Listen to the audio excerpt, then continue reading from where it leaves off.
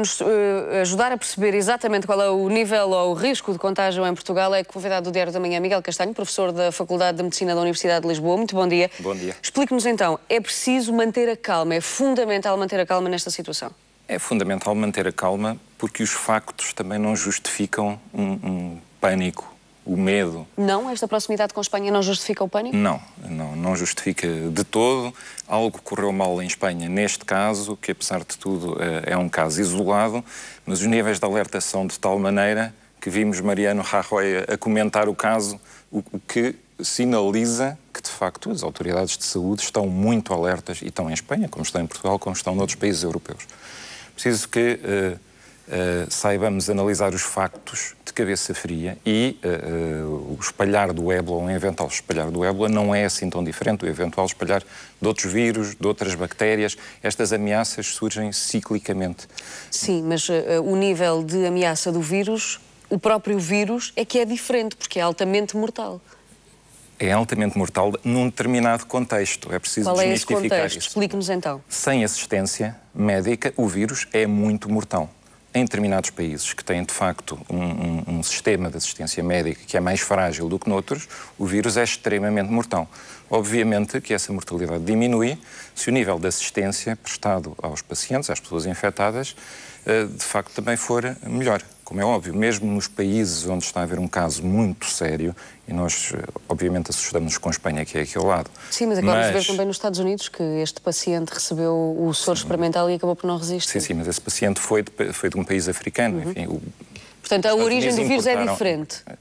É preciso, portanto, ter a noção daquilo que é a mortalidade do vírus. Não vamos menosprezar nem minimizar um vírus que mesmo assim é bastante mortal, mas esse número de 90% é capaz de gerar algum pânico e temos que o relativizar. Por outro lado, o vírus, para quem investiga sobre vírus, como é o meu caso, o vírus não é, do ponto de vista do seu mecanismo de ação, assim tão diferente de outros vírus, alguns dos quais nós conhecemos muito bem. Por exemplo? Do ponto de vista do mecanismo de ação, pode parecer estranho, mas ele não é assim tão diferente do vírus da gripe. Não é assim tão diferente do vírus de dengue, com que nós já nos habituámos a conviver, infelizmente porque chegou à Ilha da Madeira, ao arquipélago da Madeira, mas dengue também é uma febre hemorrágica. E nós tratamos, e a Direção-Geral de Saúde tem a experiência de ter tratado com esse surto de dengue, o sistema funcionou, a Direção-Geral de Saúde teve a altura. Há resposta para isso, para o ébola ainda não há. Para a dengue também não há tratamento, tal como não há para o ébola. É claro que o dengue é uma ameaça menos séria do ponto de vista da mortalidade. Também sabemos mais de dengue do que sabemos de ébola, porque a população afetada também é muito maior entre a América do Sul, África e Ásia. Mas, de qualquer maneira, é um vírus que também existe, que também afeta muita gente, que também mata, que também não tem tratamento. Simplesmente, nós habituámos-nos mais ou menos a controlá-lo e a conviver com ele. No ébola ainda somos dominados pelo medo. Fomos apanhados de surpresa, é isso? Fomos apanhados de surpresa no nosso território. Já houve vários surtos de ébola. É outra questão que é importante aqui. Assim. Já houve vários surtos de ébola. Nunca chegaram tão perto, nós nunca nos preocupámos tanto, que ficámos com tanto medo. Mas o medo é a palavra-chave aqui assim. Mas já houve vários surtos de ébola. Este é o maior. Este é o que causou mais mortes, infelizmente. Mas também já existe a experiência de outros surtos de ébola. Também, já o último fator para nos tranquilizar de alguma maneira. O vírus vive num determinado ecossistema ótimo. Ele não infecta só humanos, infecta vários animais. O ciclo de vida do vírus na natureza inclui essas outras espécies, que são espécies que estão em alguns países africanos, mas que não estão em países europeus. Portanto, o disseminar do vírus, a instalação do vírus em determinadas áreas geográficas é mais propícia nos casos do que noutros. Então qual é a diferença, por exemplo, visto que o vírus se manifesta mais ou menos 15 dias depois, não é? Pelos exemplos que temos recebido de vários países no mundo, qual é a diferença entre Espanha e Portugal, por exemplo?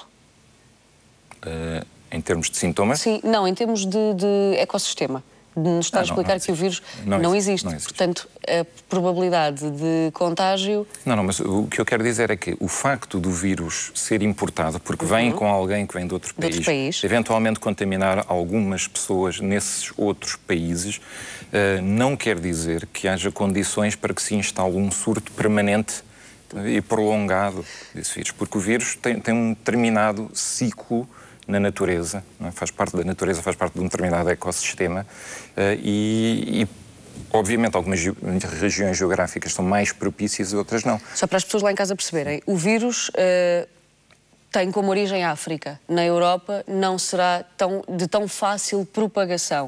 Quer dizer que importar o vírus de África, uma pessoa, por exemplo, se eu for à África e importar o vírus, essa doença é muito mais mortal para mim do que para si, por exemplo, se eu chegar e o infectar na Europa? Não, não é isso que eu estou a dizer. Estou a dizer que o vírus em África existe em humanos, existe em gorilas, existe em morcegos, provavelmente existirá noutras espécies animais, e é a interação entre estas várias espécies que constitui o habitat do vírus, que constitui o seu ambiente natural. Tal como na febre de dengue, aquilo que constitui o ambiente natural do vírus de dengue é o mosquito, que é o transmissor, eventualmente os humanos, e é este ciclo que, por exemplo, faz com que a dengue seja um problema muito sério em regiões subtropicais, seja muito sério na Ásia, na América do Sul, em África, e que seja um problema que está a chegar a Portugal por via das alterações climáticas. O clima começa a ser propício ao aparecimento do mosquito e, portanto, o vírus de dengue aparece nesta sequência. Em relação ao ébola, que é aquilo que preocupa exatamente os portugueses por esta proximidade. Deixe-me dizer que os cientistas tiram lições de uns para os outros. Para os outros, naturalmente, e o vírus depois, esses antídotos, esses soros, como vários doentes já receberam, vão depois ser melhorados e vão sendo adaptados aos vários vírus. Em Espanha há uma auxiliar de enfermagem que esteve num desses países, que foi infectada, mas a verdade é que esse vírus já passou, ou pelo menos há suspeitas de ter passado para outras pessoas e até para um animal. O cão desta auxiliar foi abatido. Continuo a insistir, Portugal não está na rota de infecção. Há milhares de pessoas que chegam a Portugal todos os dias, que fazem escala em Espanha ou em Portugal todos os dias. Portugal está tão exposto como outro país qualquer. Não é um caso particular, nem para o bem, nem para o mal. Está bem, mas interessa-nos a nós, não é? Exatamente, interessa-nos a nós. Mas é um país tão exposto como os outros, mas está exposto pela importação do vírus neste momento. Não há nada de particular em Portugal que permita dizer que estamos em maior risco de ébola do que qualquer outro país europeu ou do que a América do Norte. Isso não existe. Se o problema é um descontrolo em Espanha que se espalha a Portugal, obviamente há uma continuidade geográfica. Se houver um descontrolo em Espanha, haverá obviamente um risco acrescido para Portugal. Não estamos perto de um descontrolo em Espanha. Houve um caso, poderão surgir mais, de contacto direto, houve algum descuido, aparentemente, no tratamento daquele doente. Não estamos perante um caso generalizado. O medo é péssimo conselheiro. É péssimo conselheiro. É péssimo conselheiro, mas é um fator extremamente forte para a ação humana. Mas não temos que ser dominados pelo medo. Temos que estar atentos, isso aí, obviamente. E as autoridades de saúde estão atentas. Temos que estar atentos. Estamos longe de um caso descontrolado. A ação humana, como disse aqui, é fundamental. Ontem ouvimos o Ministro da Saúde dizer no Parlamento que Portugal pode ter acesso a este soro experimental se verificar esta necessidade. Em relação ao soro experimental, sabemos que é exatamente isso, é experimental. Os efeitos não são garantidos em todas as pessoas. De resto, este doente nos Estados Unidos recebeu este soro e acabou por não resistir. Há mesmo soro para todos? Foi um bocadinho como a questão da gripe A. As vacinas chegavam para todos, depois não chegavam para todos e depois sobraram vacinas. Explique-nos um bocadinho como é que é feita a gestão desta situação. A gripe A, e tal como eu lhe disse, o vírus da gripe, do ponto de vista científico da composição... Eu só me lembrei disto porque houve essa questão também. As doenças são muito diferentes, obviamente, mas o vírus que lhes dá origem utilizam mecanismos e estratégias que não são assim tão diferentes. O caso da gripe A é um caso típico de um sistema que foi dominado pelo medo e que, no fim, a conclusão que tiramos dali é que o medo foi um péssimo conselheiro. Aqui podemos estar à beira de um caso semelhante. O que acontece com este soro experimental, ele é experimental porque ele já estava a ser experimentado antes. De qualquer maneira, enquanto não há justificação suficiente para isso, enquanto os casos não são graves, Estes novos medicamentos têm que passar por uma série de testes.